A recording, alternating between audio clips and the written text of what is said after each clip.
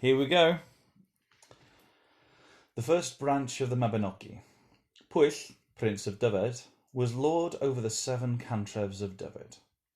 Once upon a time, I didn't expect it to say once upon a time, he was at Arberth, one of his chief courts, and it came into his head and his heart to go hunting. The part of his realm he wanted to hunt was Glencoch. He set out that night from Arberth and came as far as Penllwyn Diarwya. Now that's a weird word to say. Diarwya. Never seen one spelled like that before, and I've seen a lot of Welsh words. And he stayed there that night. And early the next day he got up and came to Glencoch and unleashed his dogs in the forest. And he blew his horn and began to muster the hunt, and went off after the dogs and became separated from his companions. And as he was listening for the cry of his pack, he heard the cry of another pack. But these had a different cry, and they were coming towards his pack. And he could see a clearing in the forest, a level field, and his own pack was reaching the edge of the clearing. He saw a stag in front of the other pack, and towards the middle of the clearing, the pack that was chasing caught up with the stag and brought it to the ground. Hello, people.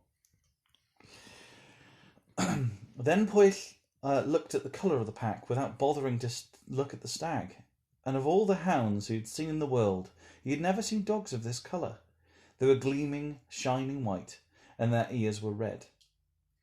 And as the whiteness of the dogs shone as the redness of their ears, then he came to the dogs and drove away the pack that had killed the stag, and fed his own pack on it. As he was feeding the dogs, he could see a rider coming after the pack on a large dapple-grey horse with a hunting horn round his neck and wearing hunting clothes of light grey material. Then the rider came up to him and spoke to him like this. "Sir," he said, "I know who you are, but I will not greet you." "Well," said Pwyll, "perhaps your rank is such that you are not obliged to." "God knows," he said. "It's not the level of my rank that prevents me." "What else, sir?" said Pwyll.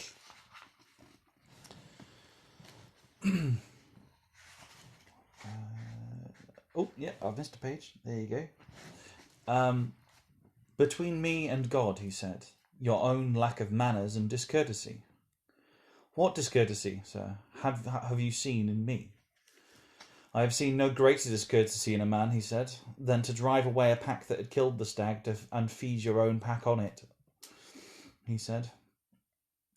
"Was discourtesy, and although I will not take revenge upon you, between me and God," he said, "I will bring shame upon you and the value of 100 stags."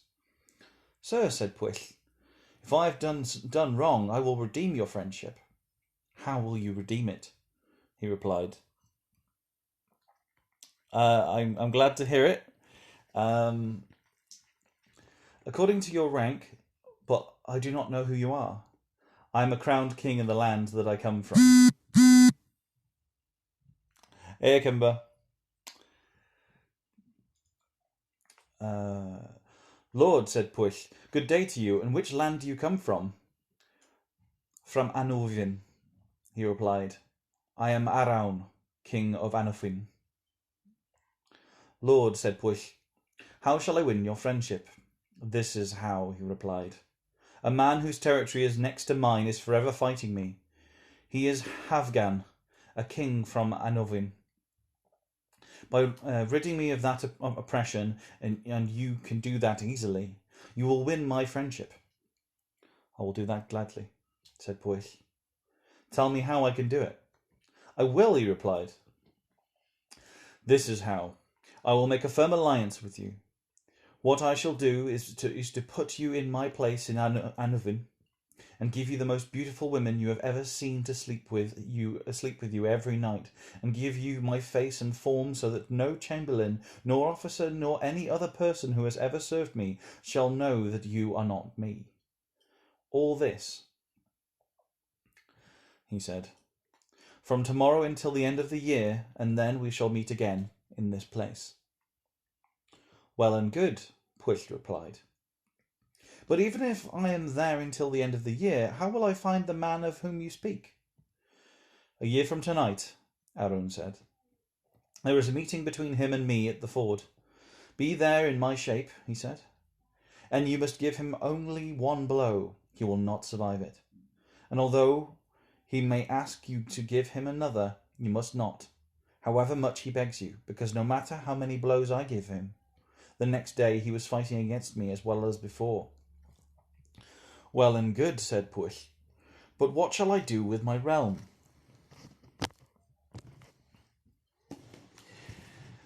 I shall arrange that no man or woman in your realm realizes that I am not you, and I will take your place, said Arun. Gladly, said Pwyll, and I will go on my way. Your path will be smooth, and nothing will hinder you until you get to my land, and I will escort you. Araun escorted Pwyll until he saw the court and dwelling places. There is the court and the realm under your authority, he said. Make for the court. There is no one there who will not recognize you, and as you observe the service there, you will come to know the custom of the court. He made his way to the court. He saw sleeping quarters there, and halls and rooms, and the most beautifully adorned buildings that anyone had seen. And he went to the hall to take off his boots. Chamberlains and young lads came to remove his boots, and everyone greeted him as they arrived. 2 knights came to remove his hunting clothes, and dress him in a golden garment of brocaded silk. The hall was got ready. With that he could see a war band and retinues coming in, and the fairest and best equipped men that anyone had ever seen, and the queen with them, the most beautiful woman that anyone had seen, wearing a golden garment of shining brocaded silk. Then they went to wash, and went to the tables, and sat like this, the queen on one side, and the earl, supposed, on the other. Indeed. The Mabinogi. All right. Where was I? And the earl, he supposed, on the other. And he and the queen began to converse. As he conversed with her, he found her to be the most noble woman and the most gracious of disposition and discourse he had ever seen. They spent the time eating and drinking, singing and carousing. Of all the courts he had seen on earth, that was the court with the most food and drink and golden vessels and royal jewels. Time came for them to go to sleep, and they went to sleep, he and the queen. As soon as they got into bed, he turned his face to the edge of the bed, and his back to her. From then to the next day he did not say a word to her. The next day there was a tenderness and friendly conversation between them. Whatever affection existed between them during the day, not a single night until the end of the year was different from the first night. He spent the year hunting and singing and carousing, and in friendship and conversation with companions until the night of the meeting. On that night the meeting was as well remembered by the inhabitant in the remotest part of the realm as it was by him. So he came to the meeting accompanied by the noblemen of his realm. As soon as he came to the ford, a knight got up and spoke like this. "Noblemen," he said, "listen carefully. This confrontation is between the 2 kings, and between 2 persons alone. Each one is making a claim against the other regarding land and territory. All of you should stand aside and leave the fighting between the 2 of them." With that, the 2 kings approached each other towards the middle of the ford for the fight.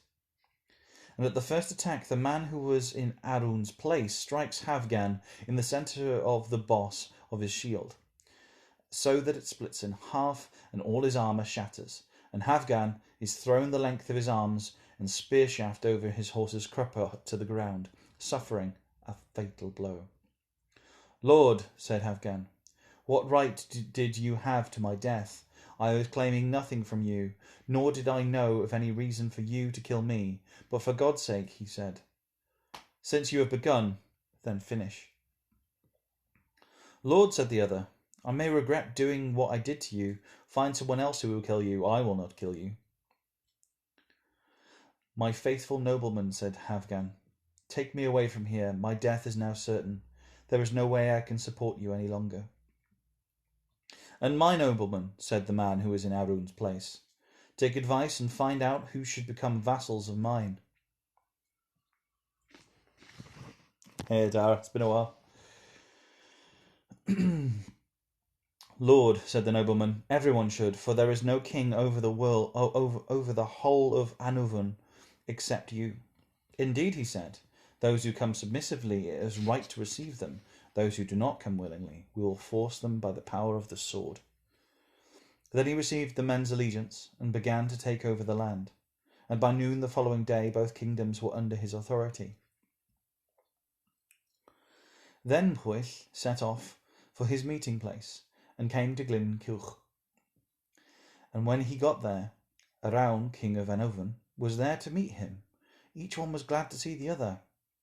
Indeed, said Arawn, may God repay you for your friendship. I have heard about it. Well, said the other, when you yourself return to your country, you will see what I have done for you. What have you done for me? He said. May God repay you for it. Then Arawn gave to Pwyll, Prince of Dyfed, his proper form and features, and he himself took back his own. And Arawn set off to his court in Anuvon, and he was happy to see his men and his retinue, for he had not seen them for a year. They, however, had not missed him, and his arrival was no more of a novelty than before. He spent that day pleasurably and happily, sitting and conversing with his wife and his nobleman. When it was more appropriate to sleep than carouse, they went to sleep. He went to his bed, and his wife went to him.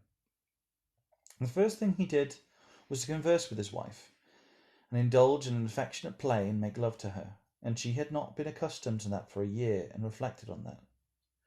Dear God, she said, why is his mood different tonight from what it has been for the past year? And she deliberated for a long time, and after that he woke up and spoke to her, and for a second time and a third, but she did not answer him. Why won't you answer me? He said. I tell you, she said.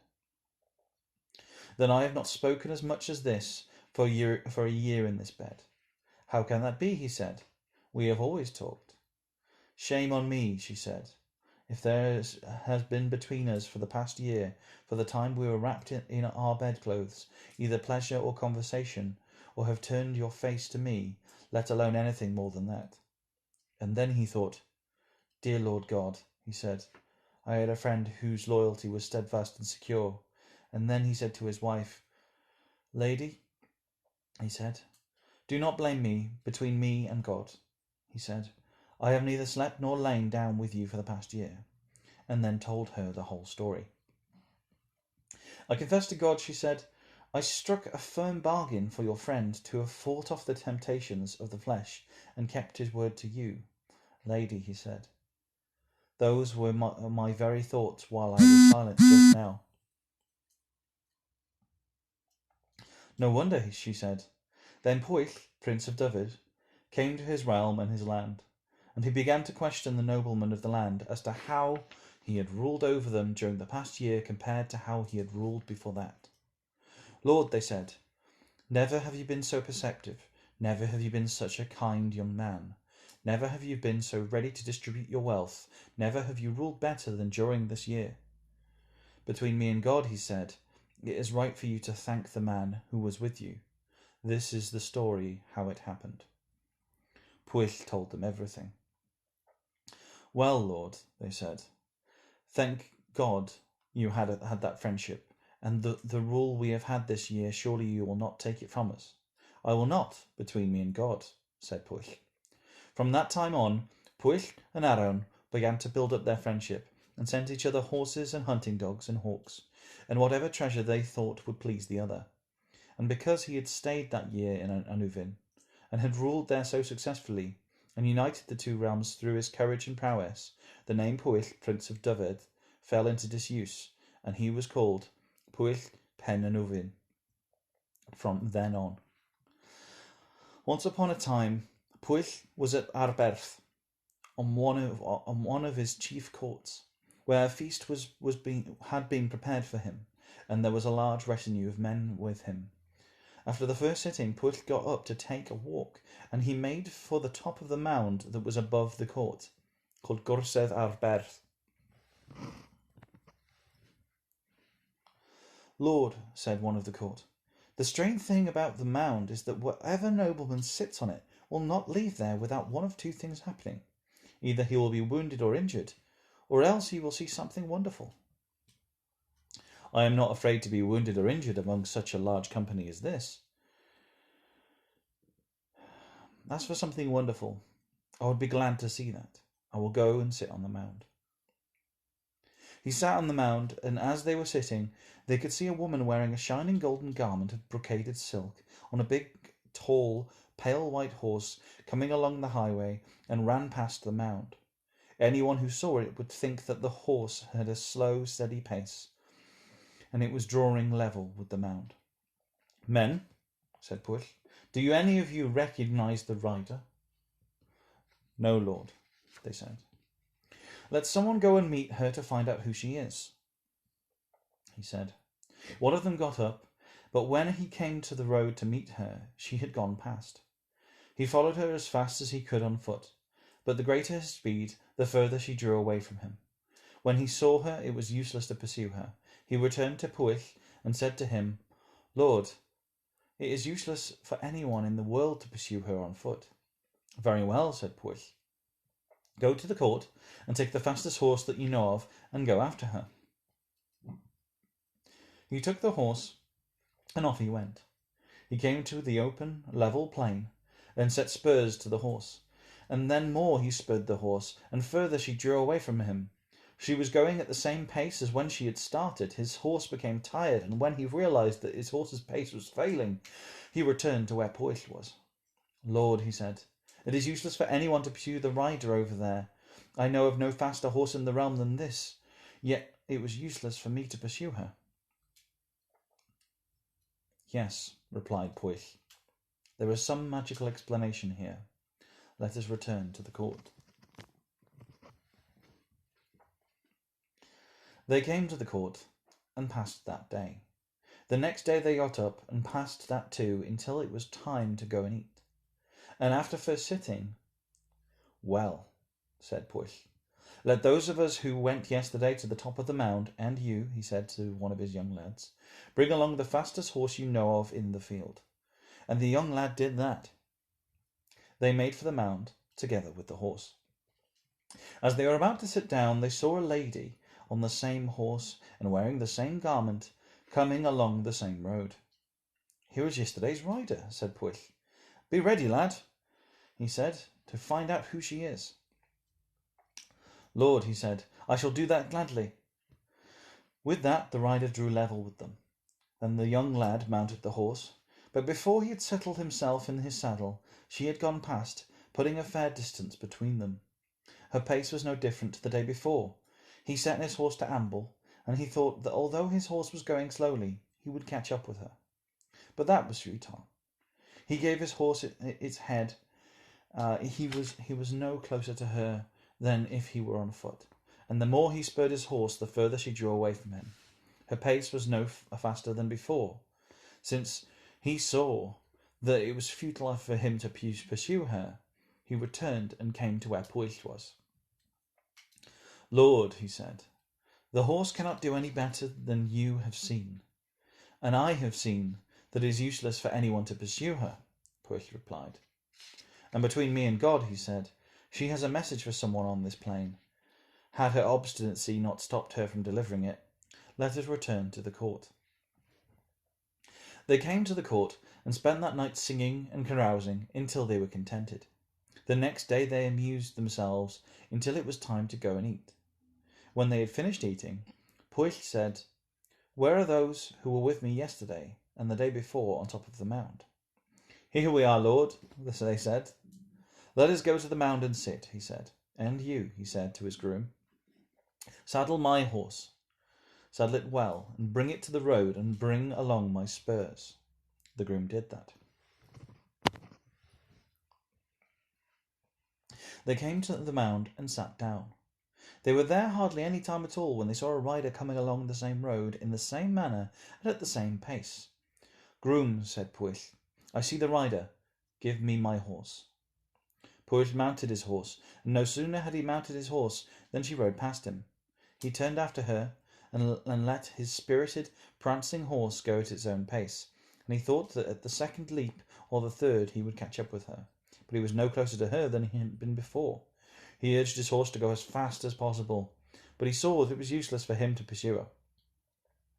Then Pwyll said, "Maiden, for the sake of the man you love most, wait for me." "I will wait gladly," she said, "and it would have been better for the horse if you had asked that a while ago." The maiden stopped and waited, and drew back the part of her headdress which should cover her face, and fixed her gaze on him, and began to talk to him. "Lady," he said, "where do you come from, and where are you going?" "Going about my business," she said, "and I am glad to see you." "My welcome to you," he said, and then he thought the face of every maiden, every woman he had ever seen, was unattractive compared with her face. "Lady," he said, "will you tell me anything about your business?" "I will, between me and God," she said. "My main purpose was to try and see you." "That, to me, is the best business you could have," said Pwyll. "Will you tell me who you are?" "I will, Lord," she said. "I am Rhiannon, daughter of Davies Hen." Hen means old, by the way. "And I am to be given to a husband against my will. But I have never wanted any man because of my love for you, and I still do not want him unless you reject me, and it is to find out your answer on the matter that I have come." "Between me and God," replied Pwyll, "this is my answer to you, and if I could choose from all the women and maidens in the world, it is you that I would desire." "Good," she said, "and if that is what you want, before I am given to another man, arrange a meeting with me. The sooner the better,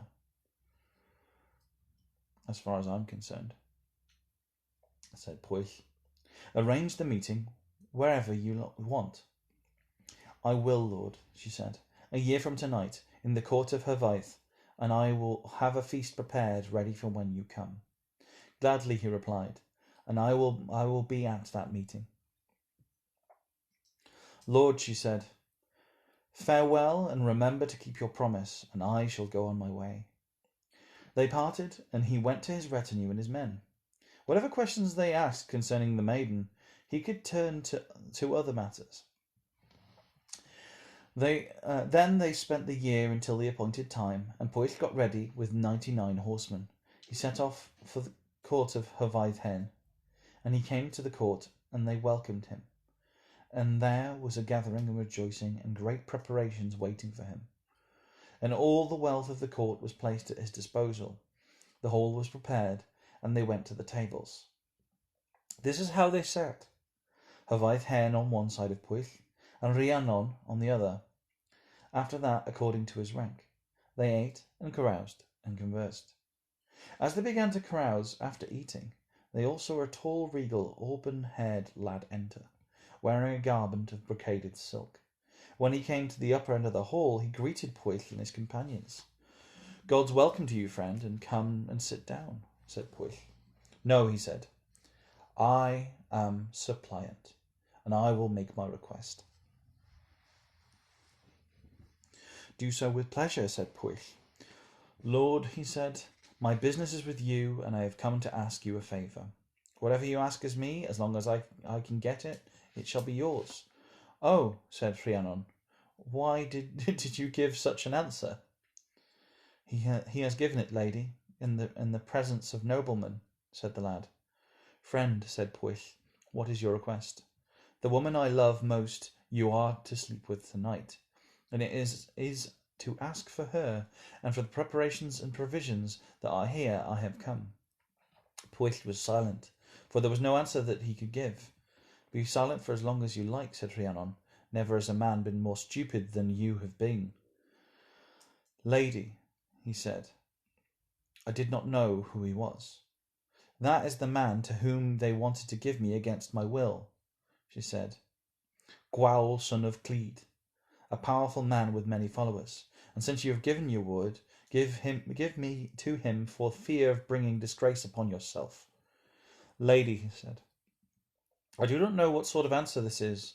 I can never bring myself to do what you say." "Give me to him," she said, "and I will see to it that he will never have me." "How will that be?" said Pwyll. "I will give you a little bag," she said. and keep it safely with you. And he is asking for the feast and the preparations and the provisions. Those are not in your power to give, but I will give the feast to the retinue and the men, she said. And that will be your answer on the matter. As for me, she said, I will arrange a meeting a year from tonight for him to sleep with me, and at the end of the year, she said, you be in the orchard up there with 99 horsemen and have this bag with you. And when he is in the middle of his entertainment and carousing, come in on your own wearing ragged clothes and carrying the bag, she said, and ask for nothing but to fill the bag with food. I'll see to it. That if all the food and drink in those 7 cantroves, a cantrove is 100, and 100 is a collection of villages, were put in it, it would be no fuller than before. And when you have thrown a great deal into it, he will ask you, will your bag ever be full? You say, no, unless an extremely powerful nobleman gets up and treads down the food in the bag with both feet and says, enough has been put in here. And I will see to it that he goes to tread down the food in the bag. And when he comes, turn the bag so he goes head over heels in it. Tie a knot in the strings of the bag. Have a good hunting horn around your neck. And when he is tied up in the bag, give a blast on your horn. And let that be the signal between you and your horsemen. When they hear the blast of your horn, let them descend upon the court. Lord, said Gwawl, it is high time that I had an answer to my question. As much of your request as it is in my power to give, you shall have, said Pwyll. Friend, said Rhiannon, as for the feast and the preparations that are here, I have given these to the men of Dyfed and to the retinue of the men that are here. I will not let those be given to anyone else, but a year from tonight a feast will be prepared in this court when you, friend, shall sleep with me. Gwawl set off for his realm. Pwyll returned to Dyfed. Each of them spent that year until it was time for the feast in the court of Hyvaeth Hen. Gwawl, son of Cled, came to the feast that had been prepared for him, and he made for the court, and they welcomed him. But Pwyll Pen Anufin went to the orchard with 99 horsemen, as Rhiannon had ordered, and the bag with him. Pwyll put on wretched rags and big rag boots on his feet, and when he realized they were about to begin carousing after the meal, he made for the hall. And when he had come to the upper end of the hall, he greeted Gwawl, son of Cled, and his company of men and women. May God prosper you, said Gwawl, and God's welcome to you. Lord, he said, may God repay you. I have business with you. Your business is welcome, he said, and if your request is reasonable, then gladly you shall have it. Reasonable, Lord, he said. I ask only to ward off hunger. This is my request, to fill this little bag that you see with food. That's a modest request, he said, and you shall have it gladly. Bring in food, he said. A great number of servants got up and began to fill the bag, but no matter what was thrown into it, it was no fuller than before. Friend, said Gwawl, will your bag ever be full? Never between me and my God, he said. No matter what is put in it, unless a nobleman endowed with land and territory and power gets up and treads down the food in the bag with both feet and says, enough has been put in here. My hero, said Rhiannon to Gwawl, son of Cled, get up quickly.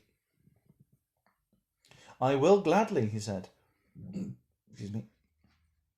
He gets up and puts both feet into the bag, and Pwyll turns the bag so... turns the bag so that Gwawl is head over heels in it, and quickly he closes the bag and ties a knot in the strings and sounds his horn. And immediately the retinue descends on the court, and they seize an entire company that had come with Gwawl, and tie each man up separately. And Pwyll throws off the rags and the rag boots and untidy clothes as each one of Pwyll's men entered. He strung the bag a blow and asked, "What's in here?" "A badger," the others said. This is how they played. Each one would strike the bag a blow, either with his foot or with a stick, and that is how they played with the bag. Each one as he entered would ask, So what game are you playing? Badger in the Bag, the others would say. And that was the first time that Badger in the Bag was played. Lord, said the man from the bag, if you would only listen to me, killing me in a bag is no fitting death for me. Lord, said Hythe Hen, what he says is true. You should listen to him. This is not the death for him. I agree, said Pwyll. I shall follow your advice on the matter. This is what I advise, said Rhiannon. You are in a position where it is expected of you to satisfy suppliants and musicians. Let Gwawl give to everyone on your behalf, she said, and let him promise no claim or vengeance shall be sought that is punishment enough for him. He accepts that gladly, said the man from the bag. And I too accept it gladly, said Pwyll, on the advice of Hythe and Rhiannon. That is our advice, they said. Then I accept it, said Pwyll. Find your guarantors for yourself. We will answer for him, said Hythe, until his men are free to stand bail for him. Then Gwawl was released from the bag, and his chief followers set free. Now ask Gwawl for guarantors, said Hythe. We know who should be taken from him. Hythe listed the guarantors. Draw up your own conditions, said Gwawl. I am satisfied with what Rhiannon has drawn up, said Pwyll. The guarantors stood bail on those conditions. Lord, said Gwawl, I am injured and have received many wounds, and I need to bathe, and with your permission I will depart. I will leave noblemen here on my behalf to answer all those who may make requests of you. Gladly, said Pwyll. Do as you propose. Gwawl set off for his realm. Then the hall was prepared for Pwyll and his company, and for the men of the court as well. They went to sit down at the table, and just as they had sat the year before, each one sat that night. They ate and caroused, and time came to go to sleep.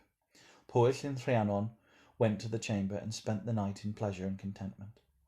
Early the next day, Lord, said Rhiannon, get up and begin satisfying the musicians, and do not refuse anyone who requests a gift today.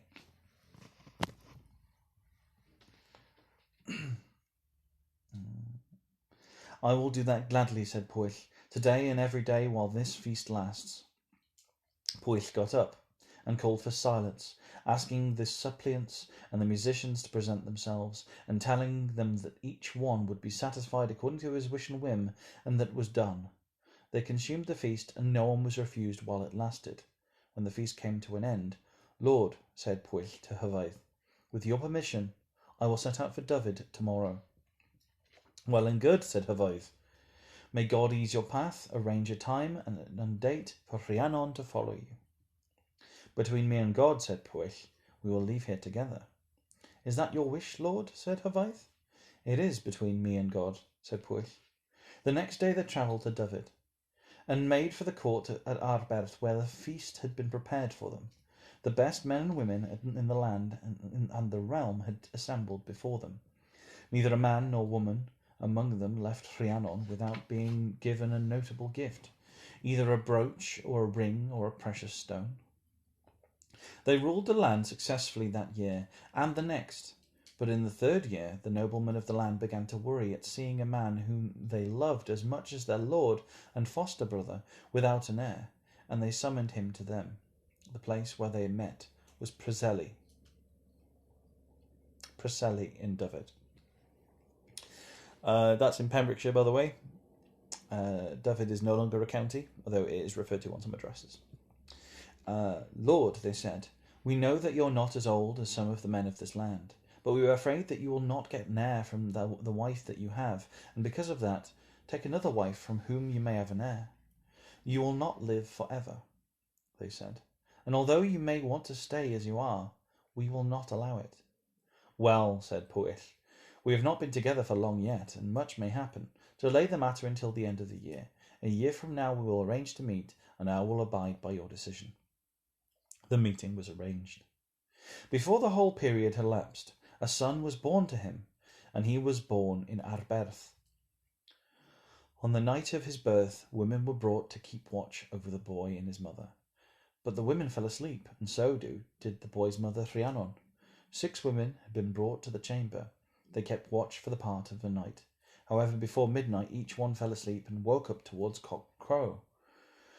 When they woke up, they looked over to where they had put the boy, but there was no sign of him there. "Oh," said one of the women, "the boy has disappeared." "Truly," said another, "burning us alive or pitting us to death would be too small a punishment for this." Is there anything in the world we can do?" said one of the women. "Yes, there is," said another. "I have a good plan," she said. "What is that?" "There is a stag-hound bitch here," she said, "and she has pups. Let us kill some of the pups and smear Rhiannon's face and hands with the blood and throw the bones beside her and swear that she herself destroyed her son." Fucking mean. "And the word of the 6 of us will prove stronger than hers." They agreed on that. Towards daybreak, Rhiannon woke up and said, "My women," she said, "where is the boy?" "Lady," they said, "do not ask us for the boy, for we are nothing but bruises and blows from struggling with you, and we are certain that we have never seen a woman fight like you did, and it is useless for us to struggle with you. You yourself have destroyed your son, and do not ask us for him." "You poor creatures," said Rhiannon, "for the sake of the Lord God, who knows everything, do not tell lies about me. God, who knows everything, knows that to be a lie, and if you are afraid by my confession to God, I will protect you." "God knows," they said, "we'll not let ourselves come to any harm for anyone in the world." "You poor creatures," she replied, "you shall come to no harm if you tell the truth." Whatever she said, out of fairness or pity, she received only the same answer from the women. Then Pwyll Pen Anafon got up, and his company and retinue, and the incident could not be concealed. The news spread throughout the land, and all the noblemen heard it. They gathered together to make representations to Pwyll, and to ask him to divorce his wife for having committed such a terrible outrage. But Pwyll gave this answer: "They have no reason to ask me to divorce my wife unless she has no children. I know that she has a child, and I will not divorce her. If she has done wrong, let her be punished for it." Rhiannon summoned wise and learned men, and when she thought it better to accept her punishment than argue with the women, she accepted her punishment. This is what it was: to stay at the court Arbars for 7 years, and there was a mounting block outside the gate. To sit by that every day and tell the whole story to anyone whom she thought might not know it, and to offer to carry guests and strangers on her back to the court if they permitted it. But rarely would anyone allow himself to be carried, and so she spent part of that year. At that time, Teirnon Turfliant was lord over Gwentis Coed. Gwentis Coed is now referred to as Morgannwg, or what's it called? Mabinogi is like the Welsh word for it. I can't remember what it is in English. That's fun. It begins with M, I think. And he was the best man in the world. In his house he had a mare, and throughout his kingdom no stallion or mare was more handsome. And every May Eve she would give birth, but no one would know at all what became of her foal. But bilingual. What? Yeah. Dwi'n gallu siarad Gymraeg. But no one ever knew at all what became of her foal. One evening, Teirnon spoke with his wife. "My wife," he said, "we are careless, losing our mare's offspring every year without keeping one of them." "What can we do about it?" she said. "God's vengeance upon me," he said. "And if I do not find out what fate befalls our foals, tonight is May Eve."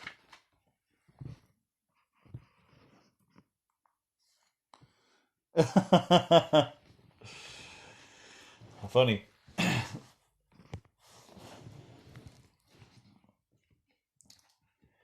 He had the mare brought indoors, and he armed himself and began the night's vigil. As it begins to get dark, and the mare gives birth to a big, perfect foal, which stands up on its feet immediately. Just going to have some water. Come on. Clear my throat a bit. It's 18 pages without any water.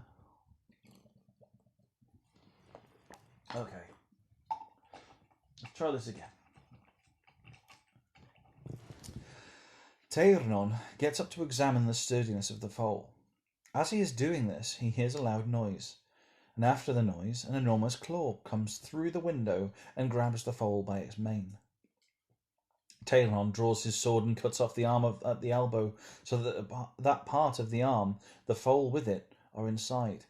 Then he hears a noise and a scream at the same time. He opens the door and rushes off after the noise. He cannot see the cause of the noise because the night is so dark, but he rushes after it and follows. Then he remembers that he has left the door open, and he returns. And by the door there is a small boy in swaddling clothes and a mantle of brocaded silk wrapped around him. And he picks up the boy and sees that he is strong for his age. Teirnon fastened the door and made for the room where his wife was. "My lady," he said, "are you asleep?" "No, my lord," she said. "I was asleep, but when you came in I woke up." "Here is a son for you if you want," he said, "something you have never had." "Lord," she said, "what happened?" "I will tell you everything," said Teirnon. And he told her the whole story. "Well, lord," she said, "how is the boy dressed?" "In a mantle of brocaded silk," he said. "Then he is the son of noble people," she said. "Lord," she said, it would be a pleasure and a delight to me should you agree to take women into my confidence and say that I have been pregnant." "I will agree with you gladly on that matter," he said. This was done. They had the boy baptized in the way it was done at the time. This was the name that they gave to him: Guri Wallt Uirin. The spelling is on the page right here. It is Gwri, Guri, Wallt, Wallt, and Eiryn, Euryn. All their hair on his head was as yellow as gold. The boy was brought up at the court until he was a year old, and before he was a year old he was walking strongly, and he was sturdier than a well-developed and well-grown 3-year-old boy. The boy was reared a second year, and he was as sturdy as a 6-year-old boy. And before the end of the 4th year, he was bargaining with the stable boys to be allowed to water the horses. "Lord," said his wife to Teirnon, "where is the foal you saved the night you found the boy?" "I ordered it to be given to the stable boys," he said, "and told them to look after it." "Would it not be good, Lord, for you to have it broken in and given to the boy?" she said. "For on the night you found the boy, the foal was born and you saved it." "I will not disagree with that," said Teirnon. "I will let you give it to him." "Lord," she said, "may God repay you. I will give it to him." And the horse was given to the boy, and she went to the grooms and stable boys to look after the horse, and to bring it for when the boy would go ride, and to report on its progress. Meanwhile, they heard news of Rhiannon and her punishment, because of what had found. Because of what he had found, Teirnon Turfliant listened out for news and inquired constantly about the matter until he heard increased complaints about the wretchedness of Rhiannon's misfortune and punishment from the very many people who visited the court. Teirnon reflected upon this and looked closely at the boy and realized that he had never seen a son and father so alike as the boy and Pwyll Penanuvin. Pwyll's appearance was known to Teirnon, for he had previously been a vassal of his. Then grief seized him because of how wrong it was for him to keep the boy, when he knew that he was another man's son. As soon as he had had the first chance to talk privately with his wife, he told her that it was not right for them to keep the boy, nor to let a noblewoman as good as Rhiannon be punished so terribly for it, when the boy was the son of Pwyll Penanuvin. Teirnon's wife agreed to send the boy to Pwyll. "And we shall get 3 things, Lord, as a result of that," she said. thanks and gratitude for releasing Rhiannon from her punishment, and thanks from Pwyll for rearing the boy and restoring him, and thirdly, if the boy proves to be a considerate man, he will be our foster son, and he will always do his best for us." They agreed on that. No later the next day, Tiernon prepared himself with 2 other riders, and the boy a 4th on the horse that Tiernon had given him. They travelled towards Arberth, and it was not long before they arrived. As they approached the court, they saw Rhiannon sitting on the mounting block. When they drew level with her, "My lord," she said, "go no further. I shall carry each of you to the court, and that is my punishment for killing my own son and destroying him." "My lady," said Tiernon, "I do not imagine that any one of these will ride on your back." "If anyone wants to, then let him do so," said the boy. "I certainly will not." "God knows, my friend," said Tiernon, "neither will we." They made for the court, and there was a great joy at their arrival. A feast was about to begin at court.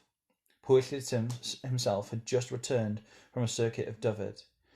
They went into the hall to wash themselves. Pwyll welcomed Tiernon, and they went to sit. This is how they sat. Tiernon between Pwyll and Rhiannon, with Tiernon's 2 companions above Pwyll, and the boy between them.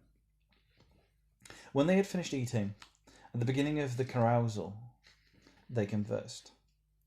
Tiernon told the whole story about the mare and the boy, and how he and his wife had taken the boy into their charge, and how they had brought him up. "And this is your son, my lady," said Tiernon, "and whoever told lies against you did you wrong. And when I heard of your affliction I was saddened and distressed, and I imagine there is no one in this entire company who does not recognize that the boy is Pwyll's son," said Tiernon. "No one doubts it," said everyone. "Between me and God," said Rhiannon, "what a relief from my anxiety if that were true." "My lady," said Pendaran Dyfed, "you have named your son well. Pryderi, son of Pwyll Penanufin, suits him best. Make sure that his own name does not suit him better," said Rhiannon. "What is his name?" said Pendaran Dyfed. "We called him Guri Walltwyrin." "Pryderi shall be his name," said Pendaran Dyfed. "That is most appropriate," said Pwyll.